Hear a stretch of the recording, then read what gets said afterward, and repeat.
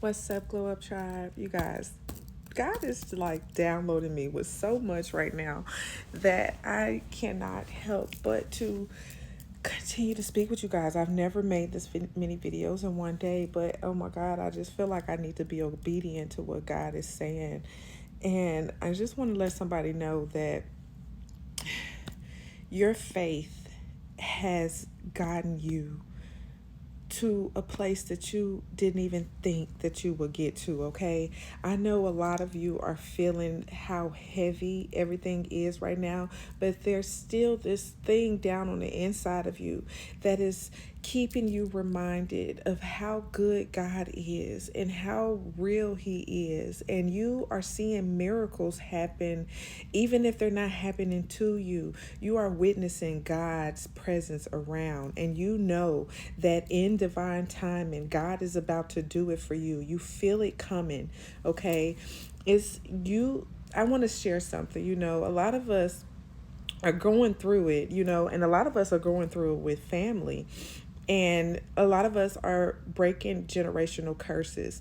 And I just have had these moments in the last, I don't know. I mean, I feel that it has been shifting, but just in the last couple of days, I've had these real moments with my kids, and I can see how they can see what unconditional love looks like. And I think they can feel the switch just like I can. And even with that, I always felt like I had to do something to get love and attention. I have been healing from abandonment wounds and rejection wounds from my parents. And so, we always say, I want to do better than my parents did. However, a lot of us don't even know that we're doing exactly what they were doing until you, one, learn to know what unconditional love is, and that's by knowing what God says love is, and two, giving yourself that unconditional love so that you can pour it out. Okay, you are the example. You are probably the first who knows what self-love and self-worth and what self-awareness is.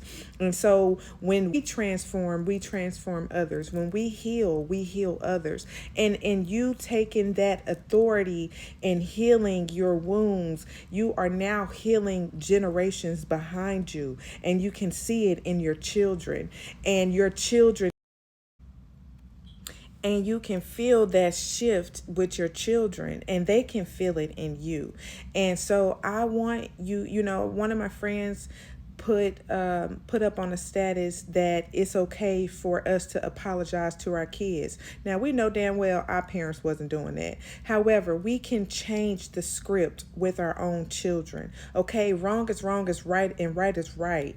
And so our kids, that means we have to take accountability when we're wrong. And how are we to teach our kids that if we're not the example? And so, another example, just the other day, I woke up a little late, and, instead of rushing around all crazy, I just felt something in the air, and I was like, you know what, we're going to take our time, because I just felt like I needed to. And so I woke my daughter up, and normally, if I have to wake her up, because she doesn't wake up from her alarm, she usually pops up and is like, good morning, Mom. But this day, the same day I was slow. She asked if she could stay home. She just wasn't feeling right. She just she didn't have the energy to pick herself up and get ready for school. And I didn't even argue and fuss and fight with her, because it was like, I'm feeling it. And, unfortunately, I got to take my butt to work because the bills is piling. Yes, you never, this is not you. So I know that you need it. And so I allowed her to stay home. Same with my son. He normally stays up late and can get up. I might have to wake him up because he hadn't set his alarm, but he can normally get up. Brooklyn's already staying home. He can stay home too. And me and the baby, we were a little slow getting out the door, and we were just going with it. And I feel like God does that for a reason. And so, we have to see our kids. Some of us, we were never seen by our parents, all right? We never got the support or, the love without having to do something first, whether it's good grades or clean the house or take care of your siblings. You were not seen unless you did something first.